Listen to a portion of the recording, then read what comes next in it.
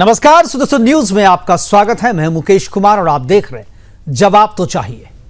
जवाब तो चाहिए में आज के इस एपिसोड में हम बात करेंगे वजाहत खान की, और वजाहत खान के बहाने आपको सुनाएंगे अजब अदालत की अजब गजब कहानियां। अगर आप वजाहत खान का नाम भूल गए हैं तो मैं आपको याद दिला दूं कि वजाहत खान एक हिंदू हेटर है। अपने सोशल मीडिया पोस्ट में वह माता कामाख्या पर अश्लील टिप्पणी करता है, भगवान कृष्ण और गोपियों को लेकर अश्लील पोस्ट करता है, और इसी वजाहत ने शर्मिष्ठा पनोली के खिलाफ कोलकाता में एफआईआर भी दर्ज करवाई थी। अब अगर आप शर्मिष्ठा पनोली को भी भूल गए हैं तो मैं आपको फिर से याद दिला दूं कि शर्मिष्ठा पनोली लॉ की स्टूडेंट है। उसकी उम्र मात्र 22 वर्ष है और वह एक सोशल मीडिया इन्फ्लुएंसर है। ऑपरेशन सिंदूर के दौरान पाकिस्तानी ट्रोलर को जवाब देते हुए उसने भावावेश में नबी के बारे में कुछ बोल दिया था, जिसके लिए उसने तत्काल माफी भी मांगी। बावजूद इसके वजाहत और उसकी कौमी टीम ने शर्मिष्ठा पनोली का सर तन से जुदा करने के लिए ट्रेंड चलाया, उसके खिलाफ एफआईआर दर्ज करवाई। फिर कोलकाता पुलिस ने उसे 1500 किलोमीटर दूर हरियाणा आकर के गिरफ्तार किया और उसे जेल भी भेजा। आज का प्रोग्राम मैं उन भूले बिसरे चेहरों और नामों को याद दिलाने के लिए नहीं कर रहा, बल्कि इसके जरिए उस वामपंथी इकोसिस्टम और धर्मनिरपेक्षता के मुखौटे के पीछे छुपे सिस्टम के सांप्रदायिक चेहरे को बेनकाब करने की कोशिश कर रहा हूं। इन दो चेहरों को तो आपने याद दिलवाना जरूरी समझा, लेकिन एक चेहरा और एक नाम और भी है जिसे शायद आप अब तक भूल नहीं पाए होंगे। जी हां, मैं नुपुर शर्मा की बात कर रहा हूं। जिस मांग को लेकर वजाहत खान ने सुप्रीम कोर्ट में अर्जी दी थी, ठीक वही मांग नुपुर शर्मा की भी थी, लेकिन सुप्रीम कोर्ट ने नुपुर शर्मा को तत्काल राहत नहीं दी, बल्कि फटकार लगाई और कहा कि तुम्हारी जुबान की वजह से देश में आग लगी है और देश जल रहा है। लेकिन जब वजाहत खान की बारी आई तो सुप्रीम कोर्ट ने न केवल उसे 21 दिनों की राहत दी, बल्कि केंद्र सरकार और राज्य सरकारों को नोटिस भेजकर 14 जुलाई तक मामले में किसी भी तरह की दंडात्मक कार्रवाई करने पर भी रोक लगा दिया। साथ ही राज्य और केंद्र सरकारों से पूछा भी कि आप लोग वजाहत खान के खिलाफ कार्रवाई क्यों करना चाहते हैं। गजब का न्याय है, मेरी तो आंखें डबडबा रही हैं।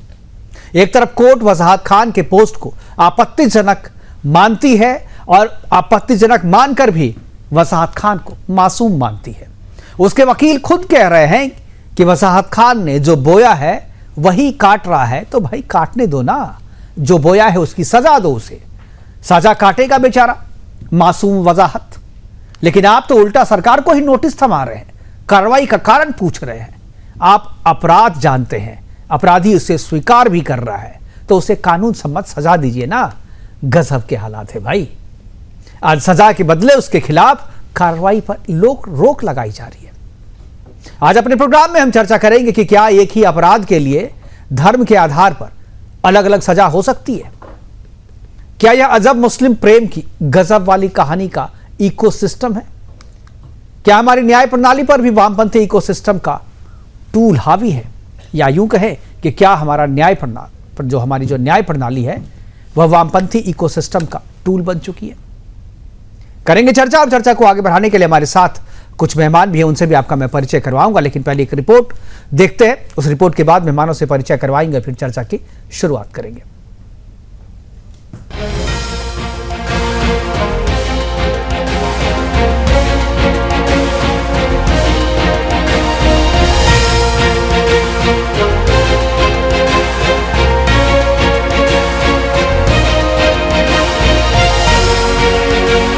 ये बात एक बार फिर साबित हो गई कि इस देश में सरकार किसी की भी हो, पर सिस्टम पर हमारा बस नहीं है। ये उसी इकोसिस्टम का हिस्सा है। जी हाँ, वजाहत खान को सिर्फ मुस्लिम होने के कारण सुप्रीम कोर्ट से राहत मिल गई। वहीं सुप्रीम कोर्ट जो नुपुर शर्मा और शर्मिष्ठा पनोली को हिंदू होने की कीमत चुकाने पर मजबूर करता रहा।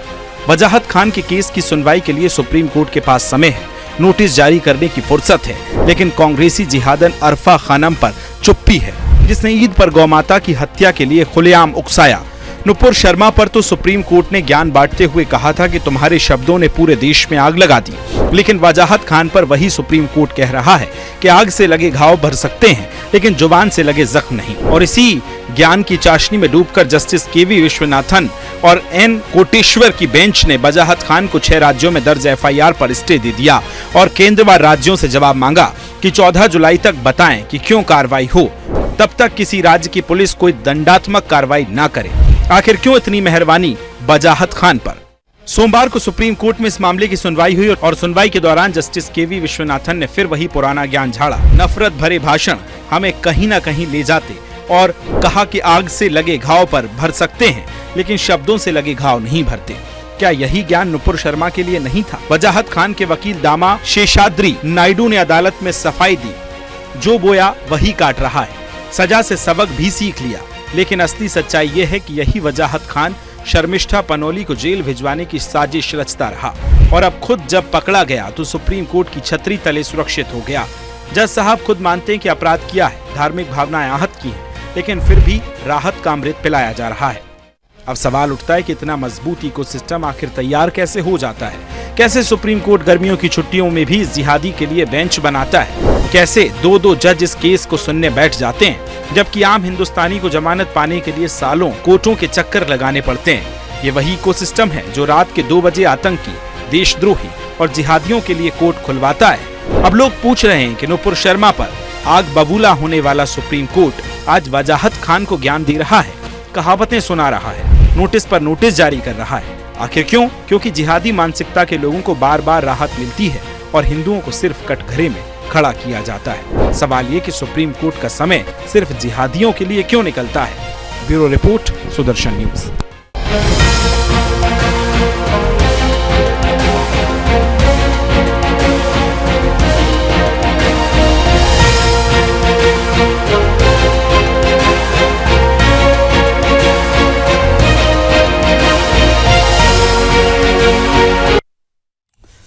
तो ये कोर्ट के अजब प्रेम की गजब कहानी आप कह सकते हैं इसे, कि मुस्लिम प्रेम में और जिस तरीके से जिहादियों को छूट दी जा रही है धर्म के आधार पर। लोग सोशल मीडिया पे यह भी कह रहे हैं कि धर्म के आधार पर अब कोर्ट भी फैसला लेने लगी है। इसी पे करेंगे चर्चा, और चर्चा को आगे बढ़ाने के लिए हमारे साथ जो मेहमान उनसे मैं आपका परिचय करा दूं। विनीत जिंदल जी हमारे साथ हैं, वरिष्ठ अधिवक्ता है, सुप्रीम कोर्ट में प्रैक्टिस करते हैं, और इसके अलावा इतू खान है, मुस्लिम स्कॉलर के तौर पे। सुमित मेहरोत्रा, नेता टीएमसी, ये भी थोड़ी देर में हमारे साथ जुड़ेंगे, और सूरज सिंह जी श्री राम स्वाभिमान परिषद के सचिव हैं, जिन्होंने केस दर्ज करवाया था वजाहत खान के खिलाफ, वो भी थोड़ी देर में हमारे साथ जुड़ेंगे। लेकिन फिलहाल हमारे साथ 2 मेहमान हैं, विनीत जिंदल जी और इतू खान जी, दोनों का स्वागत है। और चर्चा की शुरुआत में विनीत जिंदल जी मैं आपसे करना चाहूँगा। इस मसले पे आपने भी एफआईआर दर्ज करवाने की कोशिश की थी, लेकिन आपकी एफआईआर जो है दर्ज की नहीं गई लाख कोशिशों के बावजूद। लेकिन अगर कर भी ली जाती तो शायद आप कुछ कर नहीं पाते, क्योंकि जिन्होंने किया उसके एफआईआर का क्या हाल है, उसी पर आज हम चर्चा कर रहे हैं कि उनके एफआईआर पे किसी भी तरह की कोई कार्रवाई नहीं हो, और जो वजाहत खान है उसको सिर्फ और सिर्फ कोलकाता की ममता की जो पुलिस है वही केवल उसके साथ ट्रीटमेंट करे, वही उसको केवल टच करे, वही उसका सेवा सत्कार करे। असम की पुलिस छू नहीं सकती, हरियाणा की पुलिस छू नहीं सकती, दिल्ली की पुलिस छू नहीं सकती। इतनी बड़ी जो राहत है, ये किस वजह से विनीत जिंदल जी? देखिए मुकेश भाई, यहाँ पे एक लीगल एस्पेक्ट जो है वो बिल्कुल बहुत बड़ा लीगल एस्पेक्ट है। सवाल बिल्कुल उठाना लाजमी है कि किस तरीके से इस मामले में वजाहत खान को जो सर्वोच्च न्यायालय ने प्रोटेक्शन दी है, वो बहुत बड़ा सवाल इसलिए है क्योंकि जब इन्वेस्टिगेशन एजेंसीज के पास ये पावर है कि वो किसी एक इंसिडेंट के ऊपर डिफरेंट स्टेट में डिफरेंट जगह पे एफआईआर दर्ज कर सकती हैं, तो उनकी उस इन्वेस्टिगेशन को आप क्यों रोकेंगे, ये समझ से बाहर है। आप कॉन्स्टिट्यूशनल राइट्स का हवाला देकर सर्वोच्च न्यायालय में एक याचिका दायर करते हैं और ये कहते हैं कि मेरा राइट ऑफ फ्रीडम एक्सप्रेशन जो है वो इससे जो है वो आहत होगा, क्योंकि एक जगह मैं इन्वेस्टिगेशन ज्वाइन कर चुका हूं और मुझे जुडिशियल कस्टडी में भेजा जा चुका है, तो इसलिए दूसरी जगह इन्वेस्टिगेशन की जरूरत नहीं है। मेरा मानना यह है कि ये बिल्कुल गलत तरीके का एक मैं कहूं कि जो बयान है या जो हम आर्गुमेंट करते हैं वो आर्गुमेंट है। उसका कारण ये है कि जब आपकी एफआईआर अलग अलग स्टेट में दर्ज हुई, हर अब स्टेट का, हर पुलिस का अपना एक तरीका इन्वेस्टिगेशन का हो सकता है, अपना जो उनका राइट है, इन्वेस्टिगेशन का राइट सिर्फ पुलिस के पास है। और पुलिस इन्वेस्टिगेशन को, ये बहुत सी जजमेंट्स पहले भी ऐसी आई हैं कि पुलिस की इन्वेस्टिगेशन को किसी भी मामले में रोकना जब तक ये ना दिखे कि वो मामला गलत है या उस मामले के अंदर कोई त्रुटि है, तब तक उसको रोकना गलत है। संवैधानिक रूप से, कानूनी रूप से, दोनों तरीके से गलत है।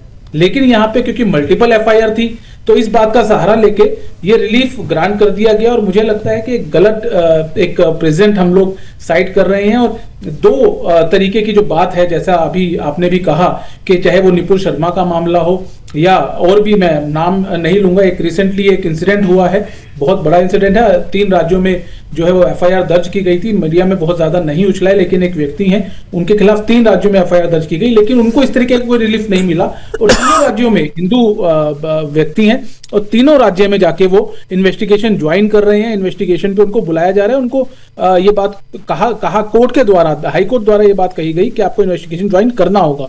तो मुझे लगता है कि 2 मापदंड जो हैं वो अलग अलग तरीके से अब क्यों दिए जा रहे हैं। चाहे अब कोई मुस्लिम कम्युनिटी से अगर बिलोंग करता है तो आप उसको जल्दी से रिलीफ दे देते हैं, क्योंकि वो ये कहा जाता है कि कहीं ये सवाल ना खड़ा हो जाए। एक मैं कहूँ कि एक मिथ भी है, एक मिथ ये भी है कि कहीं ना कहीं सोशल मीडिया में लोगों के बीच में इस तरीके का प्रचार प्रसार ना हो कि अल्पसंख्यकों के ऊपर जिस तरीके से भारत सरकार के लिए कहा जाता है अल्पसंख्यकों के ऊपर भारत में हमला हो रहा है, उनके जो राइट्स हैं वो नहीं दिए जा रहे हैं, उनको कहीं ये सर्वोच्च न्यायालय के ऊपर सवाल ना आ जाए। तो मुझे लगता है कहीं ये एक कारण तो नहीं है कि प्रेशराइज तरीके से कर दिया गया है पूरे सिस्टम को कि अल्पसंख्यक की बात का सहारा लेकर कानूनी रूप से भी जो उनको सुविधाएं या उनको जो अलग तरीके से जाकर एक मैं कहूं कि रिलीफ दिया जा रहा है वो लगातार मिल रहा है। वहीं अगर हम हिंदुओं की बात करें, अगर हम बात करें कि कोई हिंदू पक्ष होता है तो उसको उस तरीके का रिलीफ नहीं मिलता इतनी जल्दी। और सही आपने सवाल बोला कि वेकेशन बेंच में इतनी जल्दी हेयरिंग होना, पहली डेट पे ही रिलीफ मिल जाना बहुत ही मुश्किल होता है। लेकिन वजाहत खान कोई बहुत बड़ा आदमी नहीं है, उसके बावजूद क्योंकि एक पर्टिकुलर कम्युनिटी से बिलोंग करते हैं। जिंदल जी आपको शायद गलत फहमी हो रही है। वजाहत खान बहुत बड़ा आदमी है, वो मुसलमान है, आप समझ नहीं रहे आप, और वो पाकिस्तान के लिए काम करता है। अब इससे बड़ा आदमी का क्या डेजिग्नेशन होना चाहिए? वो जो अल्पसंख्यक जो लग गया साथ में आपके, तो क्या वो एक क्राइटेरिया बन गया है कि आपको इसी के ऊपर जो है आपको रिलीफ मिलेगा, और अगर कोई बहुसंख्यक समाज से बिलोंग करता है तो उसको रिलीफ सर मिल रहा है? जो उदाहरण तो ऐसे ही है, लगातार रिलीफ मिलती जा रही है। तो इसीलिए लोग ये सवाल भी उठा रहे हैं। हमारे साथ मुस्लिम स्कॉलर इतू खान भी है और सुन रहे हैं, और मुसलमान भी हैं। इतू खान जी, क्या आपको लगता है वजाहत खान को जो राहत दी गई है केवल मुसलमान होने के कारण दी गई है?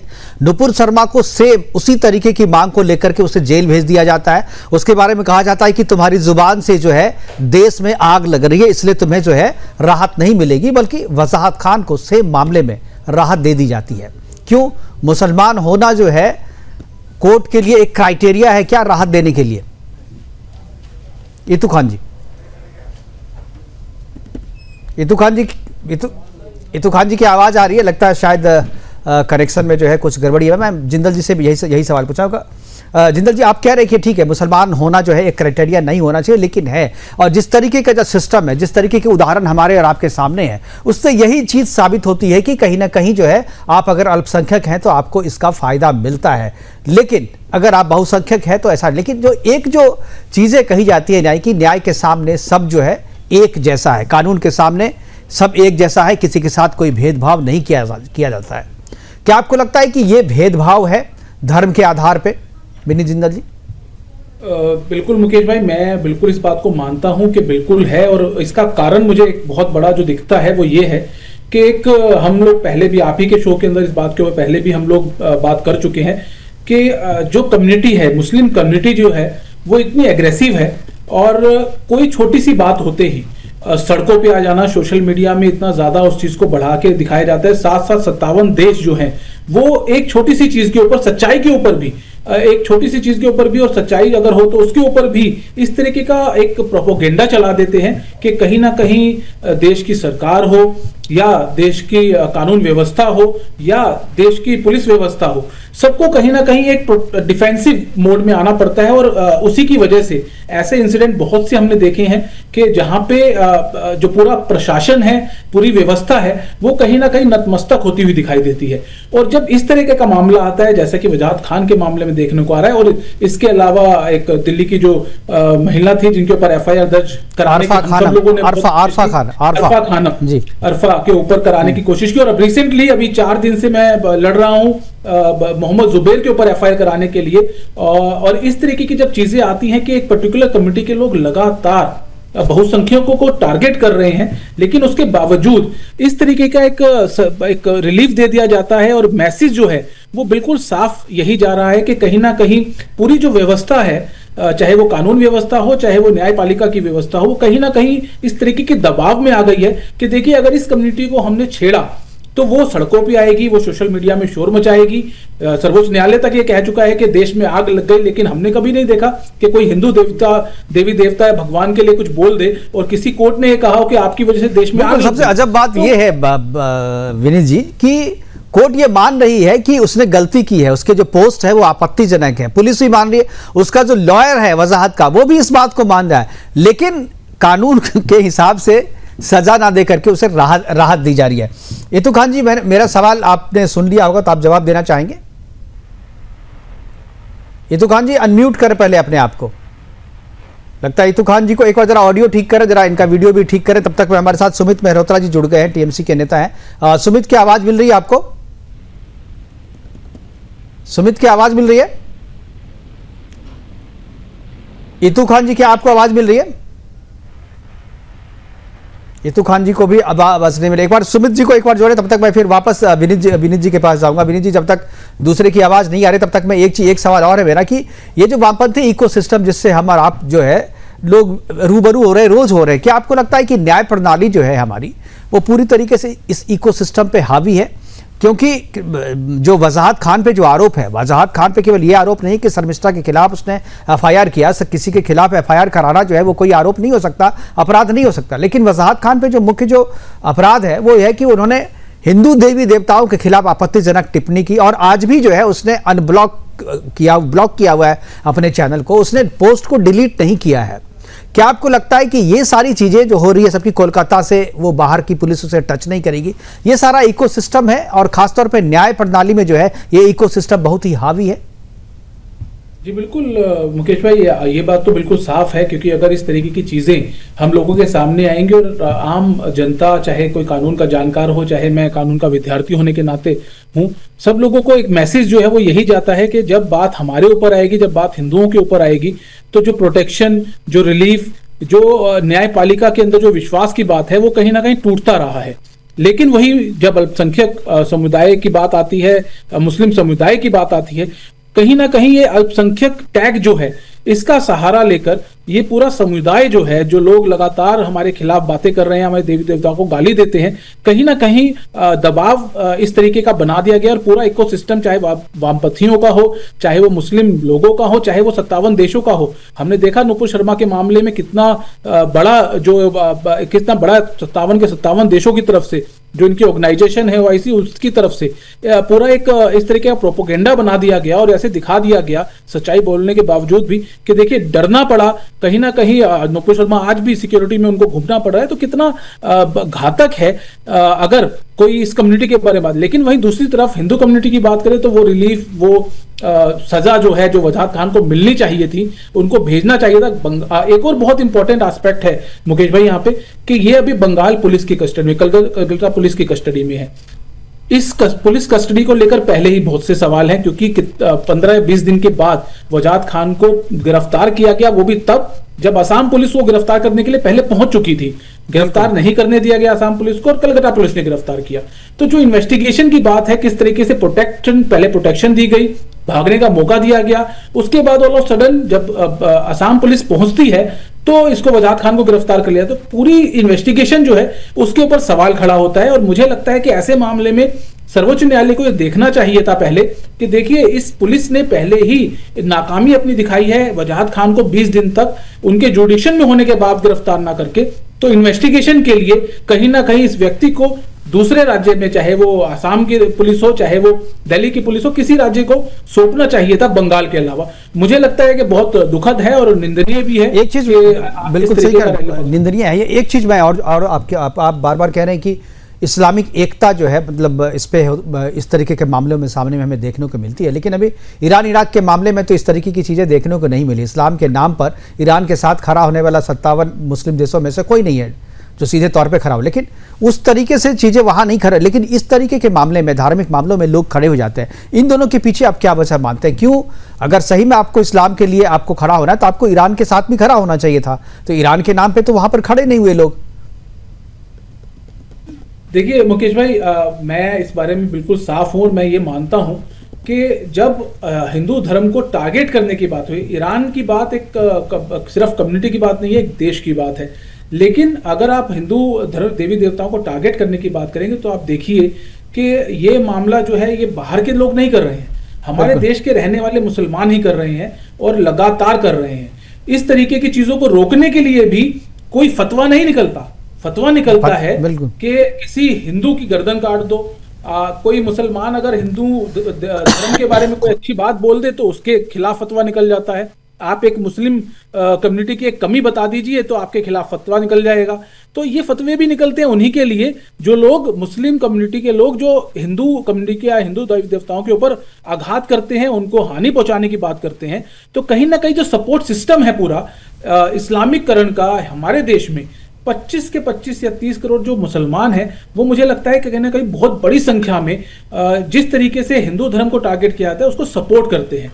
और ये सपोर्ट जो है बिल्कुल सामने आकर के भले वो कुछ भी बोले लेकिन पीछे से उनका सपोर्ट उनको रहता है। इतू खान जी भी हमारे साथ जुड़ गए और उम्मीद है उनको मेरी आवाज मिल रही होगी। इतू खान जी की आवाज आपको मिल रही है? इतू खान जी आवाज मिल रही है आपको? कट आ रही है सर, कट की आवाज आ रही है। जी आपकी आवाज आ रही है, अब बोलिए, आपकी आवाज बिल्कुल क्लियर आ रही है। जी आपकी आवाज आ रही है, आप बोलते रहें, आप बोलते रहें, आपकी आवाज आ रही है, आवाज आपकी आ रही है, आप बोलते रहें। वजाहत खान को राहत दे दी गई कोर्ट से, लेकिन वही सवाल उसी मुद्दे पर नुपुर शर्मा को राहत दी नहीं गई थी। क्या आपको लगता है कि कोर्ट में भी जाति और धर्म देख करके फैसले दिए जाते हैं? देखिए, कोर्ट किसी का धर्म और जाति देख के काम नहीं करते। ये हमारे हिंदुस्तान के आईन, उसी पे सभी का एक उम्मीद है। हम लोग जब कहीं से हार जाते हैं तो ये देखते हैं कि कोर्ट हमारा सहारा है और कोर्ट में हम लोग जाते हैं, अपील करते हैं। कोर्ट पे पूरी उम्मीद है। देखिए, कोर्ट पर आज अगर आपके फेवर में नहीं आया तो कोर्ट बदनाम हो गया, जात पात देखने लगे। अगर आपके फेवर में आ गया तो बोले बहुत अच्छे हैं। अगर आप बाबरी मस्जिद के आपके फेवर में आया तो बहुत अच्छे लगे आप लोग को। थोड़ा सा अगर गलत हो जाता तो बोलते ये कोर्ट तो, सुप्रीम कोर्ट तो आइन गलत कर रहा है। तो आप लोग के अंदर ये जो जातिवाद सिस्टम, इसको खत्म करिए मुकेश जी। दिल से निकालिए, कीड़ा निकालिए मन से। अंदर तो काला ब्लैक दाग लगा के बैठे हुए सीने में वो निकाल दीजिए। एक तरह से भाईचारा बनाइए कि हम लोग सब भाई भाई है, कोई हिंदू मुस्लिम नहीं है। इंसानियत का एक तकाजा है, इंसानियत बनिए। आप लोग धर्म में क्यों बात दे रहे हैं हम लोग को? ये तकाजा, इतू खान जी आप बिल्कुल सही कह रहे हैं, आप बिल्कुल सही कह रहे हैं। इतू खान जी आप बिल्कुल सही कह रहे हैं, मैं आपकी बात से बिल्कुल सहमत हूं। लेकिन यही बात नुपुर शर्मा के मामले में भी तो आपको बोलना चाहिए था, उस समय क्यों नहीं कहा था आपने?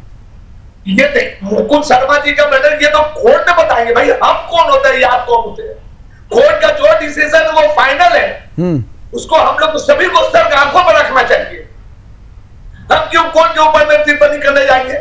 हमसे बहुत ऊपर है वो कोर्ट हमसे नीचे नहीं जो हम उनके बारे में टिप्पणी करेंगे। उनका डिसीजन वो फाइनल डिसीजन होगा जिसको हम लोग को सभी को। जिस तस्लीम रहमानी के साथ बातचीत डिबेट करते हुए नुपुर शर्मा ने वो बात बोली थी और उनके खिलाफ ये सारी चीजें हुई थी, वही तस्लीम नसरीन जो है, तस्लीम रहमानी जो है, वो 6 अक्टूबर को शहादत दिवस मनाता है और बाबरी मस्जिद को फिर से जिंदा करने की बात करता है और आप लोग उसका सपोर्ट करते हैं।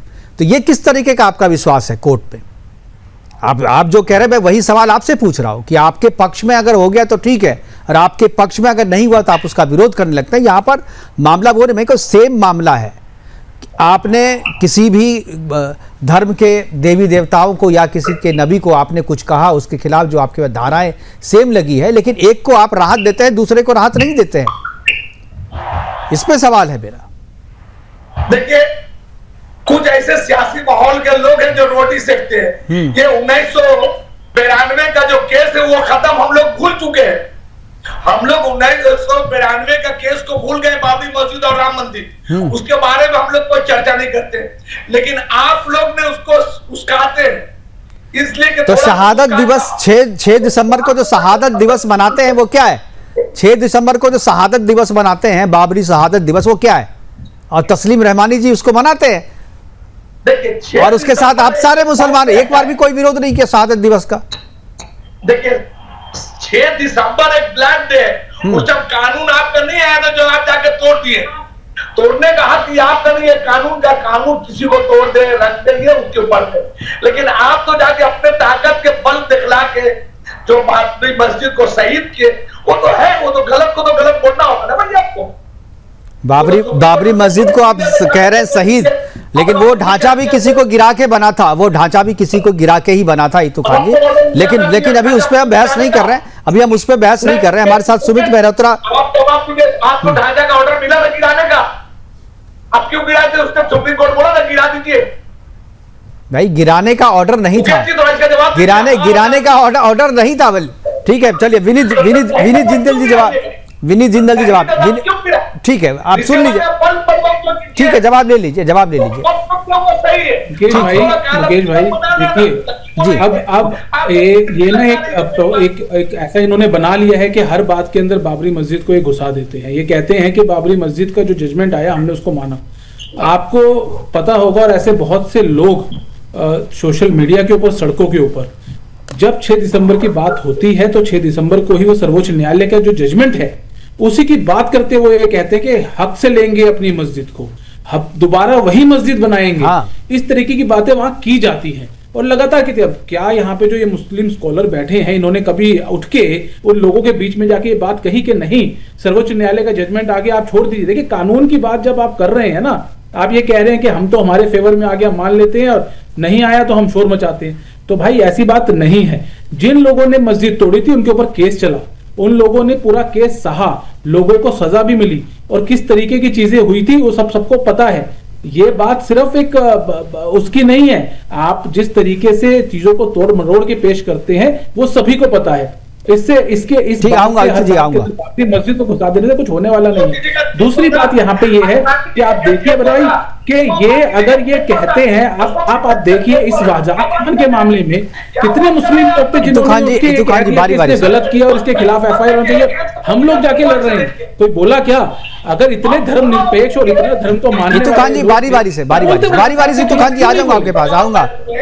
इस ओहदा का दर्जा है, इसका लिहाज कीजिए। इतना ही झूठ बोला जाए जितना सह सके, उसके लिहाज करें। आप जिस जगह पर बैठ के बोल रहे हैं, क्या बोल रहे हैं? थोड़ा लिहाज कीजिएगा, आप क्या बोल रहे हैं? क्या बोल रहे हैं भाई? इसमें गलत क्या है? जिसने उस विवादित ढांचे को गिराया उसके खिलाफ केस चला, जिसने भी सरकार आई के बाद से ये 14 से तब से आप लोग खेला खेल, आप लोग तो हिंदुस्तान में मुसलमान को रहने दीजिएगा नहीं, शांति से सुकून से। छेड़खानी करना आपका काम, जुलूस निकालते मस्जिद पर चढ़ गए, जुलूस निकाल के जा रहे, मजाक तोड़ रहे हैं। अरे भाई, तभी तो बीजेपी की सरकार नहीं थी ना। अब आप जजमेंट आने के बाद क्या जरूरत है आप लोगों को ये कहने की मस्जिद वहीं बनाएंगे फिर से? क्या जरूरत है? आप चुप रहिए, मानिए सर्वोच्च न्यायालय की जजमेंट को। अगर इतना मानने वाले हैं तो ये देखिए भाई, भाई ये वही लोग हैं, बिल्कुल वही पाकिस्तान जैसे लोग हैं जो लोग अमेरिका से पैसा भी लेंगे और ईरान का सपोर्ट भी करेंगे, तो वो स्पेस भी प्रोवाइड कराएंगे हथियार चलाने के लिए और पैसा भी लेंगे। ठीक है, सुमित जी हमारे साथ फोन लाइन पे जुड़े हैं। सुमित मेहरोत्रा TMC के नेता हैं, हमारे साथ फोन लाइन पे जुड़े हैं। सुमित, क्या जरूरत पड़ी कि वजाहत खान को दूसरे राज्यों की पुलिस जो है वो टच ना करे, और इसके लिए क्या आप लोग को विरोध नहीं करना चाहिए? भाई ये तो कानून सम्मत नहीं है, आप लोग को कहना चाहिए इसके खिलाफ। क्या सरकार इसके खिलाफ जाएगी, इस फैसले के खिलाफ? देखिए, कोर्ट में केस चल रहा है, इसमें कोई राज्य पुलिस का कोई हस्तक्षेप नहीं कि उसे बचाया जा रहा है, राज्य सरकार उसे बचाने के फेवर में लगी हुई है। कोर्ट का जो आदेश होगा वो मान्य होगा। कोर्ट उसे फांसी करती है, कोर्ट उन्हें जमानत दे देती है, सब कोर्ट की उसमें है। राज्य सरकार से क्या मतलब है? अब आप मुझे एक बात बताइए, बनारस के अंदर IT सेल के 3 लड़कों को, रेपिस्टों को कोर्ट से रिहा कर दिया गया, आरोपियों को, तो क्या उसमें जाति धर्म देखा क्या उन्होंने? आप अभी जो तरीके से कह रहे थे जाति धर्म देख करके काम हो रहा है बंगाल में कि मुस्लिम, नहीं, वो बाकी मामलों से तुलना नहीं हो रही है, तुलना हो रही है नुपुर शर्मा वाले मामले से। इसलिए कह रहा है कि नुपुर मामला, देखिए सेम मामले में तुलना कीजिएगा ना, तुलना अगर मामला सेम हो तो तुलना कीजिएगा ना। तो आप मुझे बताइए, ना कोर्ट आप है ना हम है, हमारे सुप्रीम कोर्ट ने गलत किया, बिल्कुल कह सकते हैं, बिल्कुल नुपुर शर्मा के साथ गलत किया। नुपुर शर्मा के साथ पहली बार गलत किया, बाद में जाकर के राहत मिली उसे, गलत किया है। अरे क्यों नहीं कह सकते भाई? आप कोई बाध्य नहीं है सर। अरे हर फैसले को अच्छा कहने के लिए आप बाध्य नहीं है, आप आलोचना कर सकते हैं फैसले की। मुकेश भाई अगर लगता है जी, अगर लगता है कि सुप्रीम कोर्ट ने गलत करा है तो भाजपा के लोग सड़कों पे कहीं ना विरोध करें ना। ये भाजपा और टीएमसी की बात नहीं है, ये भाजपा और टीएमसी की बात नहीं है, ये लोगों का न्यायपालिका पे विश्वास की बात है। ये बीजेपी और उसकी बात नहीं है। 2014 के बाद से जिस तरीके से ताबड़तोड़ एक्शन लिए गए थे सुप्रीम कोर्ट या राज्य सरकारों के भाजपा के फेवर में जो आ रहे थे सारे पक्ष में केसेस, तो उस समय सब सही था। अब अगर अगेंस्ट में आ रही है, अरे इसमें भाजपा तो कोई पार्टी है नहीं ना सुमित मेहरोत्रा, भाजपा तो कोई पार्टी नहीं। आप भाजपा के पक्ष में क्यों कह रहे हैं? सुन लीजिए, मैं बोलना चाह रहा हूँ जिस तरीके से मीडिया इसे भाजपा प्लस टीएमसी बनाना चाह रहा है, और नहीं, इसमें भाजपा को कैसे पार्टी मानते हैं आप? भाजपा को कैसे पार्टी बना रहे हैं आप? तो आपने ही जो जोड़ा। मैंने कहा जोड़ा? मैंने तो भाजपा वाले को बुलाया भी नहीं यहाँ पे। मैंने कहा भाजपा को बताइए। हाँ। मुझे आप एक बात बताइए, मैं आपसे बहुत ये पूछना चाहता हूँ मुकेश भाई, हाँ। कि जिस तरीके से आपने नुपुर शर्मा का नाम लिया, हाँ, नुपुर शर्मा के ऊपर जो केसेस है वो कोर्ट देखेगा, हमें उससे क्या लेना देना कि कोर्ट की। ठीक है, मैंने नुपुर शर्मा के खिलाफ, नुपुर शर्मा के साथ जो भी हुआ कोर्ट में, मैं तो अब तक समझ रहा था जो न्याय हुआ, लेकिन जब आप वजाहत खान को उसी मामले पे राहत देते तब मुझे लगता है कि अन्याय हुआ। तो इसीलिए मैं ये प्रोग्राम कर रहा हूं, इसीलिए पूछ रहा हूं। आप सेम मामले पे, जिस मामले पे आपने नुपुर शर्मा को राहत नहीं दी, उसी मामले में आप वजाहत को राहत दे देते हैं। दोनों के खिलाफ तो आरोप सेम थे ना। मुकेश भाई क्या राहत देने का काम क्या राज्य सरकार ने करा है? एक बात बता दीजिए। नहीं, कोर्ट ने करा है ना, सरकार ने करा है। ठीक है, चलिए विनीत जी क्लियर करेंगे, लॉयर हैं ये क्लियर करेंगे जी। बात समझने के लिए ना कि किसने क्या काम किया, इसका पैटर्न देखना समझना पड़ेगा, और ये चीज मेरे को लगता है आएगी 14 तारीख को जब इस मामले में दोबारा सुनवाई होगी, जब बाकी राज्यों की जो एजी होंगे वो जब अपेयर होंगे तो इस मामले की भी बात होगी। आप देखिए, वजाहत खान को गिरफ्तार किया 20 दिन बाद, 20 दिन बाद से पहले वो अपने घर से फरार हो गया, और उसके बाद जब असम पुलिस वहां पहुंची तो उसको गिरफ्तार नहीं करने दिया गया। 3 दिन तक असम की पुलिस वहां रही, गिरफ्तारी नहीं हुई, वो मिला भी नहीं। लेकिन जैसे ही असम की पुलिस वहां से आती है तो उसको गिरफ्तार कर लिया जाता है, और वो जो कस्टडी है वो पुलिस कस्टडी, वो जुडिशियल कस्टडी पुलिस कस्टडी नहीं थी, वो प्रोटेक्शन कस्टडी थी। प्रोटेक्शन कस्टडी इसलिए कहा जाता है, और ये बात सिर्फ मेरी बात नहीं है, सभी लोग जानते हैं कि ऐसा व्यक्ति जो आपके जुरिडिक्शन में था, जो आपके इलाके में रहता था, लोग लगातार उसको 5 दिन तक कहते रहे कि आप गिरफ्तार कीजिए, एफआईआर दर्ज कीजिए, गिरफ्तार कीजिए, नहीं किया गया। लेकिन उसके बाद 4 दिन बाद एफआईआर दर्ज की जाती है, और उसके बाद 15 दिन बाद उसकी गिरफ्तारी होती है, और जब दूसरे राज्य से पुलिस आती है तो उसको कॉपरेट नहीं किया जाता। तो ये क्या मानेंगे आप? राज्य सरकार के ऊपर जो यहाँ पे टीएमसी के प्रवक्ता जो भी हैं यहाँ पे जो बात कर रहे हैं, राज्य सरकार के ऊपर सवाल खड़े होंगे, और ये अब काम अगर किसी बीजेपी की सरकार में भी होगा तो उसके जी विनीत जी की आवाज ये डिस्टर्ब हो रही है। रिंकी चटर्जी सिंह जुड़ गए हैं जो इस मामले को लेकर के सबसे पहले एफआईआर दर्ज कराई थी। रिंकी जी स्वागत है आपका, आप देर से जुड़ी, मुझे पता है आप बाहर हैं, आपकी आवाज़ डिस्टर्ब हो रही थी। ये जो अभी मसला हुआ है, जिस तरीके से राहत मिली है सुप्रीम कोर्ट से वजाहत खान को, मैं चाहूंगा कि उस पर आप टिप्पणी करें। क्या आपको लगता है कि नुपुर शर्मा को राहत नहीं देना और वजाहत को राहत दे देना किस तरीके से देखते हैं आप? हाँ, नमस्ते सबको मेरा जी। मैं एक बात बोलना चाहती हूँ, आप लोग आजाद खान को राहत मिला, इसमें आप लोग ज्यादा समय व्यतीत कर रहे हो, असली मुद्दे पे नहीं आ रहे हो। मुद्दा है कि सुप्रीम कोर्ट गया कौन? ममता बनर्जी का सरकार अपना खर्चा से इनको बचाने के लिए गया। आपको ये बात देखना पड़ेगा, ममता बनर्जी का सरकार आजाद खान को बचाने के लिए और क्या हथकंडा अप्लाई किया आपको मालूम है? पहले उनको 6 तारीख तक पुलिस कस्टडी मतलब पीसी में रखा गया, फिर झट से एक दिन और 6 दिन का पुलिस कस्टडी बढ़ा दिया गया, ताकि उन लोगों को पता था कि सुप्रीम कोर्ट में हम लोगों को मिल जाएगा राहत, तब तक ये पुलिस का सेवा में दामाद के जैसा रहेगा। दूसरा जो स्टेट है वहां से ट्रांजिट रिमांड आते आते सुप्रीम कोर्ट से हम लोगों को रक्षा कवच मिल जाएगा। आप लोग इस बात पे ध्यान दीजिए, कौन सरकार अरेस्ट करवाता है, कौन सरकार उसको रक्षा कवच देता है, कौन सरकार उसको पुलिस कस्टडी के नाम पे सारा सुविधा मुहित करता है, और कौन सरकार नुपुर शर्मा के टाइम कोलकाता में हमला होता है मुस्लिम लोगों का, कि नुपुर शर्मा का एक स्टेटमेंट जो सही था, जो कुरान में लिखा हुआ है, उस स्टेटमेंट के लिए कोलकाता में 2 बंदा मारा जाता है, सरकारी संपत्ति की तोड़फोड़ होता है, पब्लिक का जिंदगी हराम किया जाता है, मेन जो नेशनल हाईवे उसको जाम किया जाता है। लेकिन आजाद खान को असम पुलिस लेने आता है तो असम पुलिस के ऊपर टॉर्चर होता है। दूसरा बात है, घर के सामने रहता था, पुलिस जाके उसका अरेस्ट नहीं किया, लेकिन जब पुलिस को लगा अब इसको हम लोग को सेफ्टी में रखना है, तब जाके पुलिस उसको अपना कस्टडी में लेता है। प्रोटेक्शन कस्टडी जो था, he was right।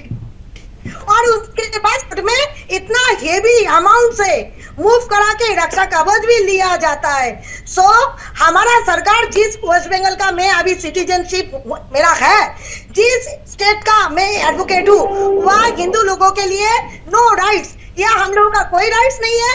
एक जाली टोपी लगाओ, हर प्रिविलेज को आप एंजॉय करो। हर कल हमारा सिलीगुड़ी में एक सोने का दुकान में डकैती हुआ, चारों का चारों मुस्लिम था, चारों का चारों मुस्लिम था।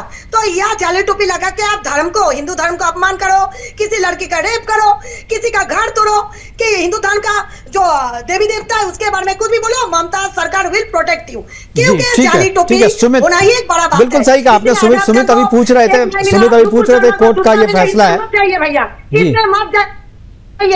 इसमें मत जाइए, बड़ा अमाउंट से सब कुछ होता है। अमाउंट आप पे कीजिएगा, आपको सब मिलेगा। आइन का मैं एक आईनजीबी होके बोल रही हूँ, ये बहुत दुख का बात है।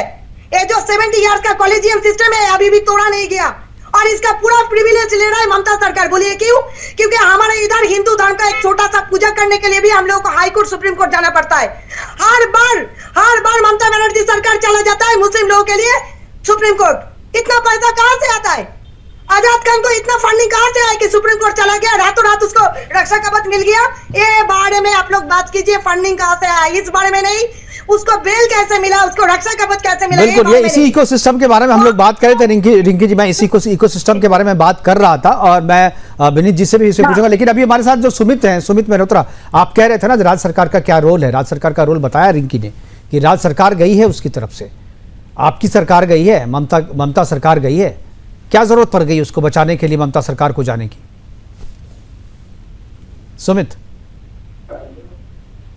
मुकेश भाई देखिए, ऐसा तो कोई नहीं कि वहाँ के राज्य सरकार को उसे बचाने के लिए गई हो। अगर ये कह रही है रिंकी जी कि राज्य सरकार बचाने गई है, तो नुपुर शर्मा को क्यों नहीं केंद्र सरकार या राज्य सरकार ने बचाने की पहल भी करी?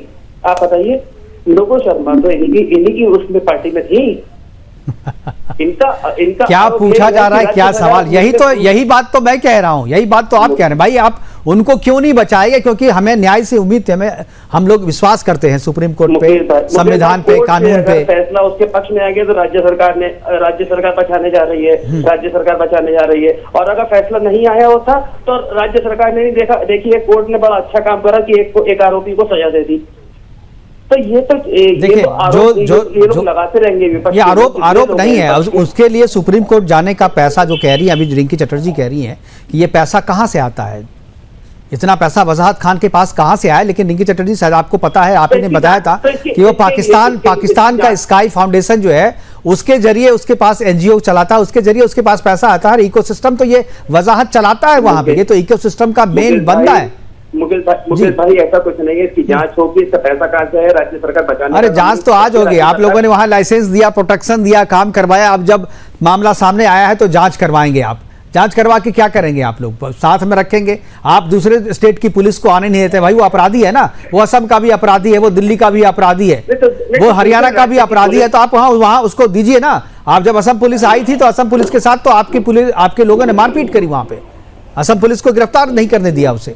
सबसे पहले तो असम पुलिस ही आई थी ना। असम पुलिस अगर आई फिर वो की राज्य सरकार हस्तक्षेप कर रही है। असम पुलिस अगर आकर के सही तरीके से उसको डिटेन करेगी तो उसमें लेके जाना। हम लोग क्या परेशानी, क्या मुझे बचाने का काम करेंगे? अरे आप लोग को परेशानी ये है कि वो हिंदू नहीं है, मुसलमान है। हिंदू रहता तो आप दे देते, ले जाओ। वो मुसलमान है, यही तो परेशानी है। और यही बात तो मैं शुरू से लेकर अब तक बता रहा हूँ, जो मुसलमान होने का प्रिविलेज मिल रहा है उसे। अगर वो मुसलमान नहीं होता तो इतना प्रिविलेज नहीं मिलता, और ये हम चर्चा भी नहीं कर रहे होते। मुसलमान होता, अगर हिंदू होता तो अब तक जेल में होता वो। जैसे आपने पनोली को उठा लिया, हरियाणा से उठा लिया, आपने गुड़गांव से उठा लिया। मुकेश भाई हमने नहीं उठाया, कोर्ट के आदेश पे उठाया गया था। पुलिस ने कोर्ट के आदेश पे, वही आदेश वजाहत के खिलाफ भी है ना। वही आदेश था ना वजाहत के खिलाफ जो असम पुलिस आई थी इंप्लीमेंट कराने के लिए, आपने नहीं करने दिया। अब यहाँ पर बोल रहे हैं कि वह पुलिस का था। कोर्ट का मामला था। बिल्कुल बिल्कुल कोर्ट का मसला है, कोर्ट में सारी चीजें चल रही हैं, हम उसमें हस्तक्षेप कैसे कर सकते हैं कोर्ट के उसमें? राज्य सरकार क्यों बोलेगी भाई कोर्ट के उसमें मामलों में, अगर उसे बरी भी कर रहे हैं तो क्यों वो करेगी?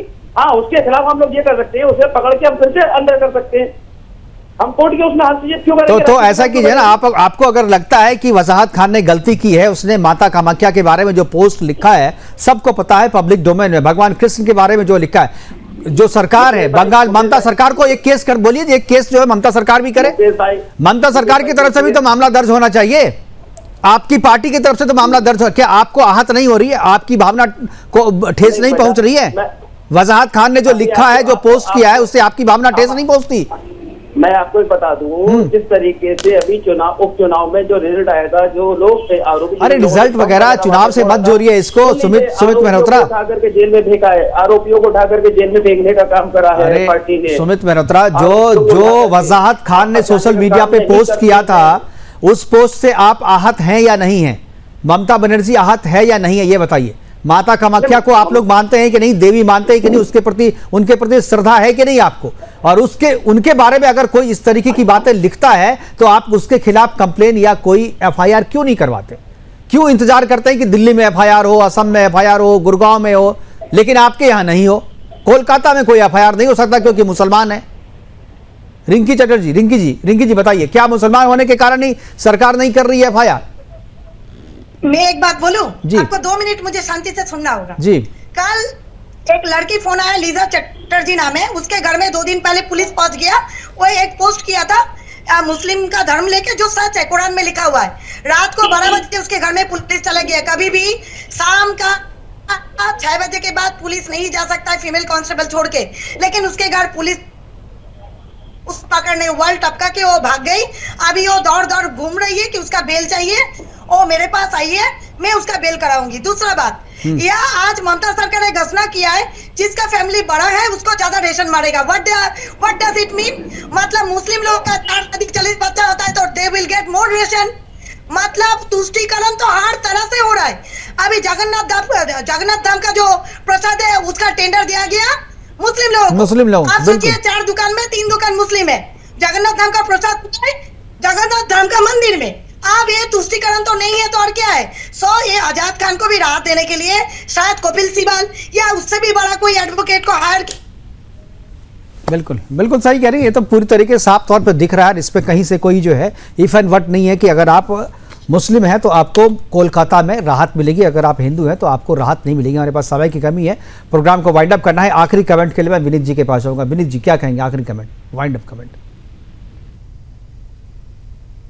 मुकेश भाई, मेरा मानना यही है कि चाहे कोई भी व्यवस्था हो, चाहे न्याय व्यवस्था हो, चाहे पुलिस व्यवस्था हो, चाहे प्रशासनिक व्यवस्था हो, सभी व्यवस्थाओं को किसी भी पक्ष का एक तरीके से साथ नहीं देना चाहिए। और मुझे लगता है कि जिस तरीके से सिनेरियो अभी चल रहा है, बहुत लंबा समय हो गया है और लगातार हिंदुओं को जिस तरीके से टारगेट किया जा रहा है पूरी व्यवस्था के द्वारा, वो बहुत दुखद है। और अगर ऐसा नहीं संभाला गया तो इसका बहुत बड़ा दुष्परिणाम हम सभी लोगों को देखना होगा, क्योंकि जब बहुसंख्यक लोग सड़कों पे उतरते हैं तो उसका नुकसान सबको सहना पड़ता है। मेरा मानना यह है कि न्याय व्यवस्था भी इसकी भागीदार ना बने और सभी को सही सुरक्षा की नीति से काम करते हुए सभी को समान रूप से देखने की जो इच्छा और जो लोगों की जो उम्मीद है न्याय प्रणाली से, न्याय व्यवस्था की, कानून के सामने सब समान है, सब बराबर है, ये जो एक तरीके से जो परसेप्शन है, इस परसेप्शन को बने रहना चाहिए। और मुझे लगता है कि कोई भी फैसला इस तरीके से ना आए जिससे लोगों का ये परसेप्शन जो है वो टूटे। फिलहाल हमारे साथ जुड़ने के लिए विनीत जिंदल जी आपका,